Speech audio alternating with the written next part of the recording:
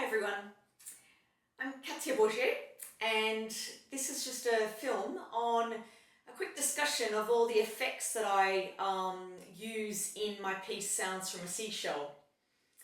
So there's four main contemporary playing techniques, or they're also called extendedtechniques, and it goes for, they're all playable on all the saxophones, the alto, the tenor, which are easier. Alto is probably easier than all the other saxophones. Tenor will be easy as well. Soprano is harder because it's you need a high level of playing to when you play soprano, because there's intonation problems. It's just a more difficult saxophone.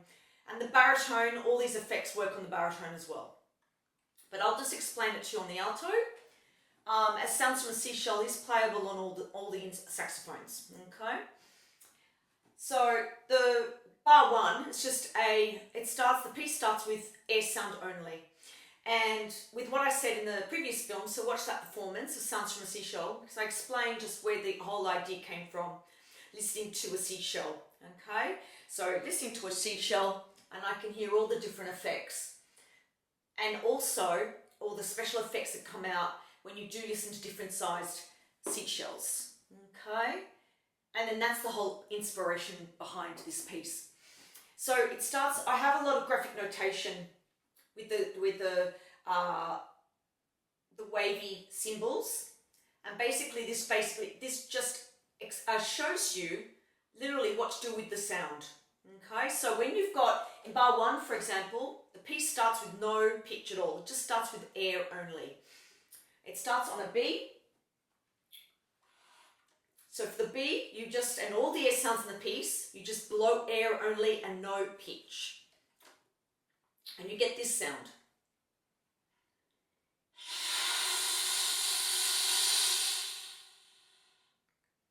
I'll play that again. So I'm just playing the B, I'm not pushing any notes through the saxophone, I'm just blowing air only.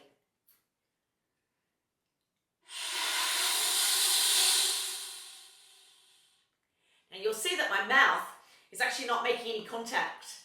My lips on the mouthpiece is open completely. I might look a bit funny, but that's the best way to do it, because that will avoid you accidentally making a bit of producing a note. Because you can actually, if you have the whole mouth, like if you're playing the note, the B normally, with your mouth, full contact on the mouthpiece, if you play an air sound like that, with all the lips all around the mouthpiece, as if you're playing a normal B, you actually can't get the air sound very loud. That's the loudest that I can do. So the way that I actually produce my air sounds really loud is this.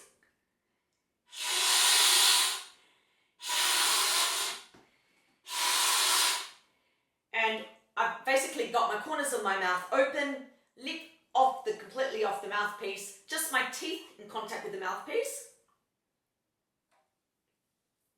And like that, okay? And that way I can actually produce a really shallow air sound and a higher pitched air sound, because it's all going through the reed, the tip of the reed, through the saxophone.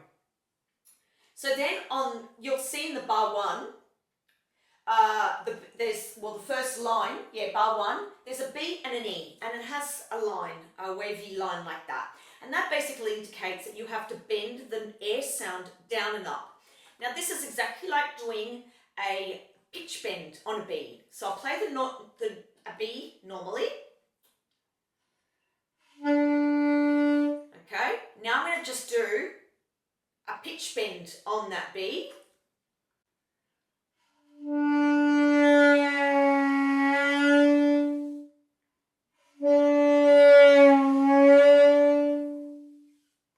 And I'm just basically bending the note down and up with my embouchure only. And so that's the idea in bar one. But instead of playing the B normally, I'm actually just blowing air, and you're doing the same thing as you would a pitch bend, and you're just bending the air back and up and down. Or down and up, I should say. So I'll just do exactly what's written in bar one.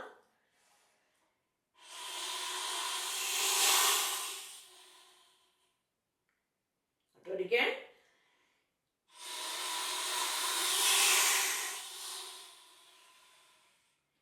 So there you'll hear the air bending down and up. And what I'm just doing, I'm just changing the direction of the air. So it's like a pitch bend, but I'm just blowing air. The next note is an E. So I'll do the same thing as written, an E, air sound, and I'm going to follow the direction of the line and just bend it down and up. And you just do it as far down as you like and up as you like. It's totally up to you, what you feel most comfortable with.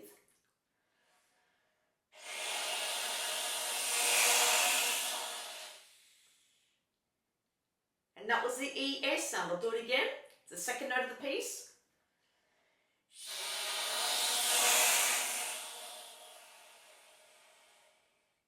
So I basically let my mouth go. I start with a smile.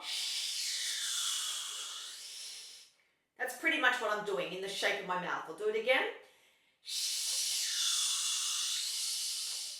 And instead I'm just basically got my mouthpiece in my mouth, and I'll do the E again exactly like that, just by blowing air.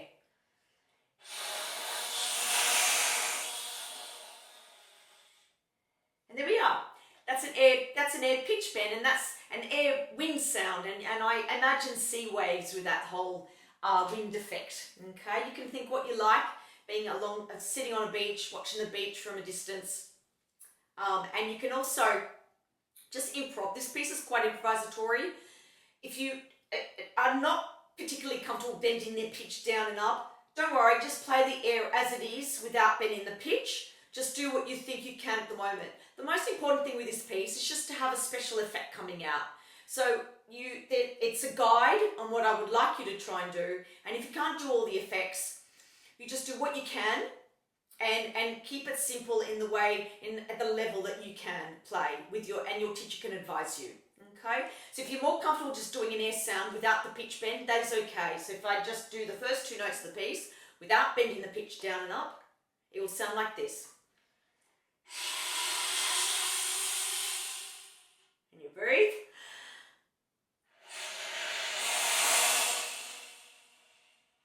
There we are. And I've got the comma marks to show when to breathe, and take your time to breathe. How much breath you need, just take it. And that sounds great as well without even doing the pitch down and up. I did a little bit of a pitch down, but it was just more of a special effect. Okay, now the next bar 2, I've got air and keep click, and that's with a cross note head with a circle. You'll see all this written down in the program instructions in the beginning of the piece. When you buy the piece, it's all written there, everything I'm talking about. So that is pretty much just a special effect, and I just love that percussive sound. And that's just blowing air and keep clicking at the same time. So bar 2, F sharp, and the cross note head and the circle. Yes, it's a circle, just making sure I'm right. And then I do that, I blow air and keep click, and then I've got the wavy line, which is basically showing you to do the pitch bend and sounding like a sea wave if you can. So this is bar 2.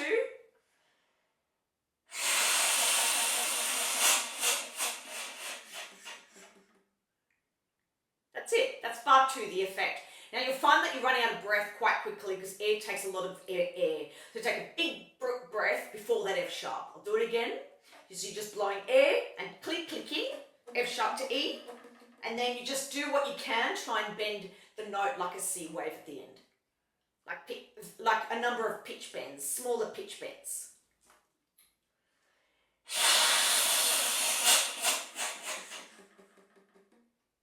Okay? So anything you can do there, if you prefer to leave the pitch bends out, that's okay. Just as long as we've got the keep click and an airy sound coming out. And then, so bar 3 shows you the first multiphonic of the piece. It's my favourite multiphonic, 3, 5 and 6, and the C key. And this is just a really versatile multiphonic. You can play it super soft, or you can play it really loud. And there, I just want a super soft multiphonic. So I approach multiphonics like playing a normal note, but I play it with a very loose throat. Because the multiphonic, you are playing 2 or more notes at once, and you need your throat to be quite open and wide to try and get the spectrum of pitches. This is bar 3.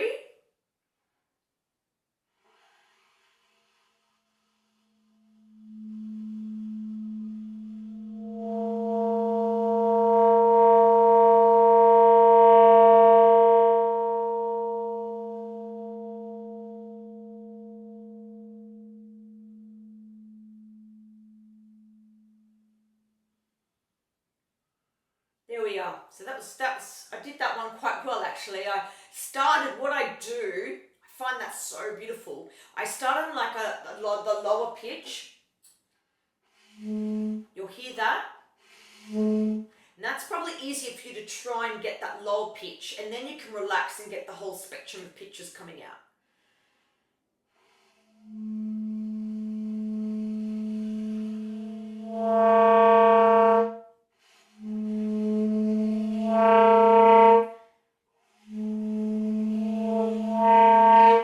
And how I'm doing that, I've got the normal bottom note there coming through, which is pretty much the F sharp, and then with the special fingering is when it allows me to get all the pitches. And I'm basically just moving my teeth a little bit, moving my embouchure a little bit forward to get the spectrum coming out of the pitches. That sort of helps nudge them out a bit. I'll try it again, so I'm going to just play that lower F sharp with the fingering of the multiphonic, but I'm just getting that F sharp. That's the way to practice it. So when you practice it, you can just go to get the F sharp, and then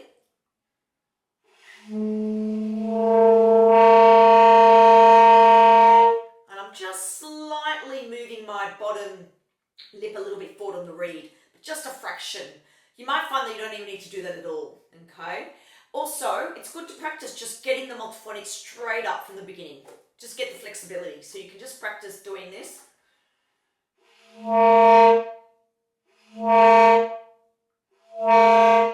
Okay, and then once you get to, when you get more comfortable, or if you might actually find it easier just to play super loud at the beginning. So you might just go, and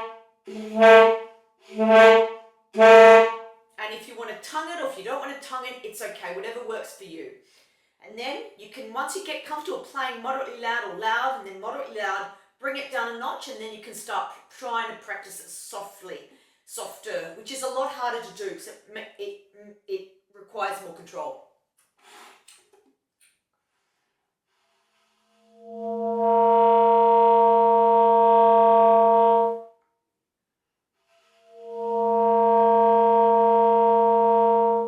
And there you'll hear, I'm just waiting for it to come out. So I start blowing the air and gradually I hear all the pitches coming out. So that's a good way to do, and that's, as you'll see, I've written the multiphonics, you've got time. So there's a lot of pauses in the piece, just take the time on these notes. So when you feel comfortable, the multiphonic is about to come out, and then go for it. Okay, then we've got another multiphonic, the B flat C, like that. Okay, and that can produce this sound.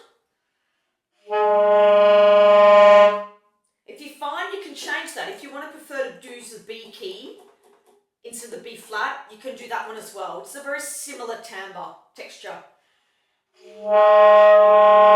That's probably harder to get the B, so you can use the B flat key. B flat key, low C, 3, 4 and 6 fingers down, and you need to blow that quite loud with fast air like a normal note, as if you're playing a loud note. So you need to sort of push the air quite fast so it pops out. You'll probably find it easier to tongue it, to push the air quicker, and it will pop out. There we are. So that is bar 5. That's the multiphonic bar 5. And then I've got it going to a G sharp. Now, just let these fingers go, and you stay with your fingering like that for the G sharp. Don't have to reposition your fingers for the G sharp, because this, without these fingers, is a G sharp. Okay, that's a normal G sharp, and this is a G sharp. So you're coming from the bar 5 multiphonic, B flat, low C, 3, 4, 6.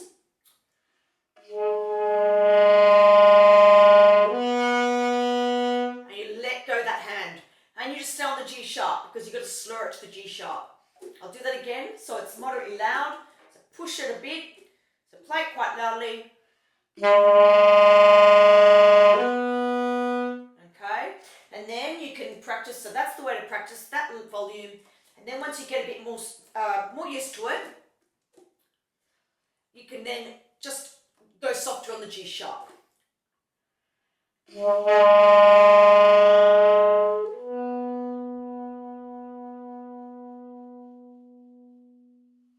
there we are. And then you can add a bit of vibrato on that G sharp. So the G sharp has to have that sound as if it's coming, emerging out of the multiphonic and all the spectrum. Okay, it's like a big sea wave that's coming and that's just like dribbling in. Just there's a little bit of whitewash, and then it's then you just see the beautiful blue water, so the thin blue line of water. So it's got that effect. And then there's all this beautiful melody stuff. Just take your time, vibrato, expressive. And then all I wanted to mention is the quarter tone note. So from figure B, energetic and pulsating, there's a mix of quarter tones, like bar 17, and there's also a mix of just normal quarter tone grace notes. So the quarter tone that's featured is A and these fingers. So I'll play normal A, and I'll play quarter tone, it's a quarter tone flat. If I push all these fingers down, I'll get a quarter tone flat A.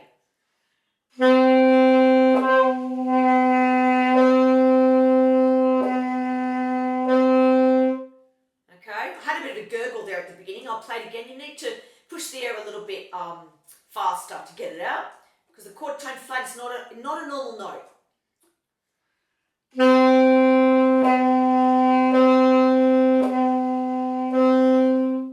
you see the A, it's going quarter tone flat, so it's between a G sharp, it's between an A and an A flat, or A and a G sharp, and I'm playing a quarter tone flat.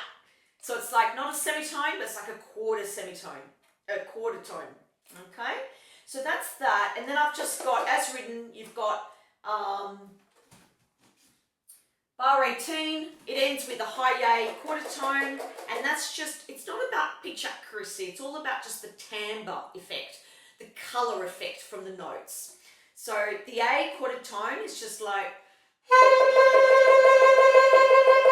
that's very easy to do, okay? I just want a flurry of colour, okay? This is all about colour, this piece. And then go through all the rhythmic stuff, as you would have heard in the previous film that I played.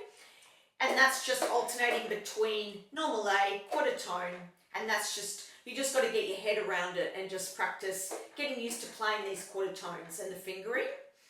And then I'll just jump to the last effect, which is important. Bar 44, I'm going, it's a little bit like a chromatic scale, but I'm going up quarter tones. So it's just the effect again. And there I've got a lot of different quarter tones that I'm going up, quarter tone flats. And then you'll see all the fingering is down on the music there. So it's just literally just playing it super slow and getting used to it. And then bar 46, we've got this trill, high D, and this special quarter tone effect again.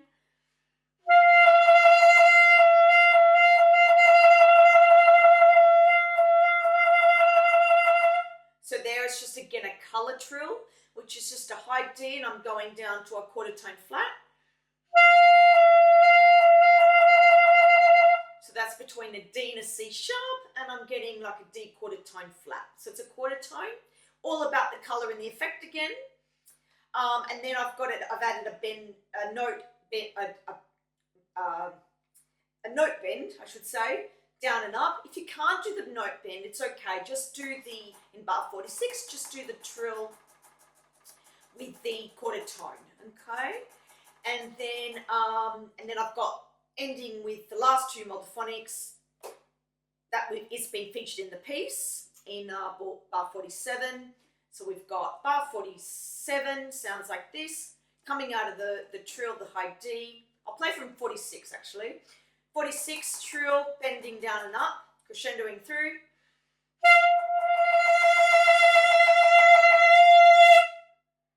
And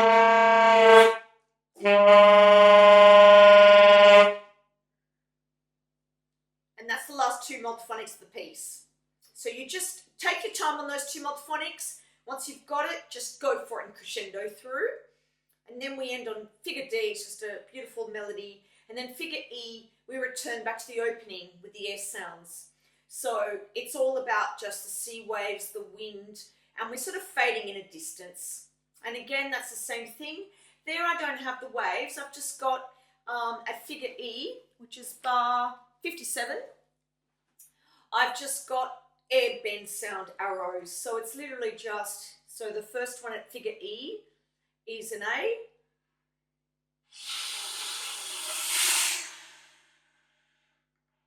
And there I'm just changing my embouchure. I'm literally doing that in the saxophone.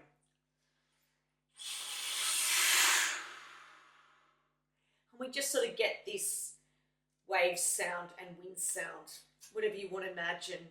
And that's all the specific, I've written out the specific notes. Take your time through this passage. And there we have the second last bar, which is bar 60. We've got this color trill just on the A and the note bend. So there you can just trill the notes in any order.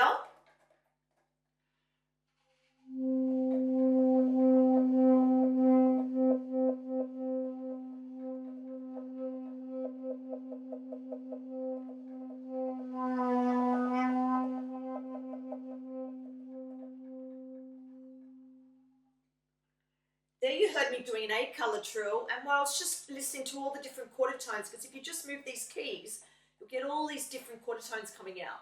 So, and then right at the end, I just did a pitch bend. You can do the pitch bend for the whole note, you can do it at the end, whatever you feel like when you're in the moment, okay? And then the last note is one of my favorite quarter tone effects, and the harmonic trill, a little bit of harmonic you can get through, coming through. No, ignore that. It's the wrong one. That's also another one, but it's not in this piece. It's another piece of mine. Oh, this is the last one of the piece. It's low B flat, all fingers down, and low C. And it sounds like this.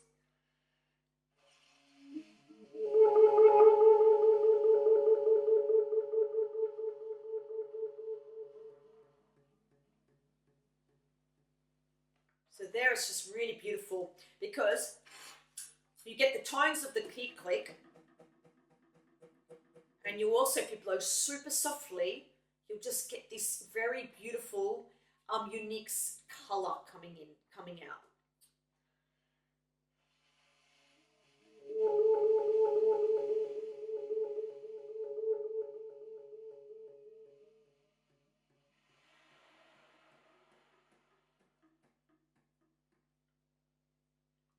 And there I want the piece just to have air at the end and just key clicks. So I'll do it properly. So this is the last bar of the piece. Take your time. If you find you're running out of air, you can start the air and the key clicks a bit sooner.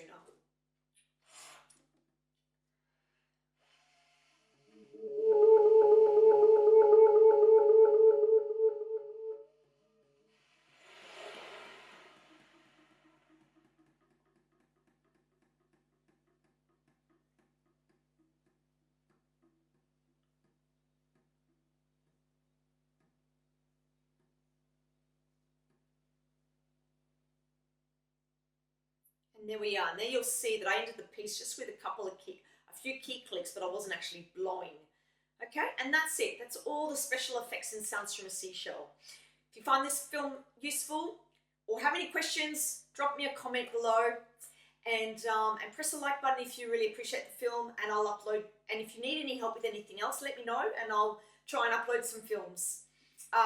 Keep an update on my channel because I'm trying to do this much more regularly now. My next piece I'll be recording will be Partial Eclipse, and that will be on soprano saxophone. And that is a very similar piece for students who are just starting to dabble into all these effects. And it's probably a notch higher than this piece, but it sort of has a really good progression. So you can start off with sounds from a Seashell, and then you can play Partial Eclipse, which also can be played on alto saxophone, soprano, tenor, or bari. So that will be my next film. So keep an eye for that one. Drop me a comment, subscribe to my channel, press like, and or contact me through my website. And I've got my music at my website, newmusicblog.com, and you can get this piece from the description below. There's the Australian Music Centre link. Okay, thanks very much, and thanks for taking the time to listen. Hopefully my practice tips on this piece has been useful. See ya.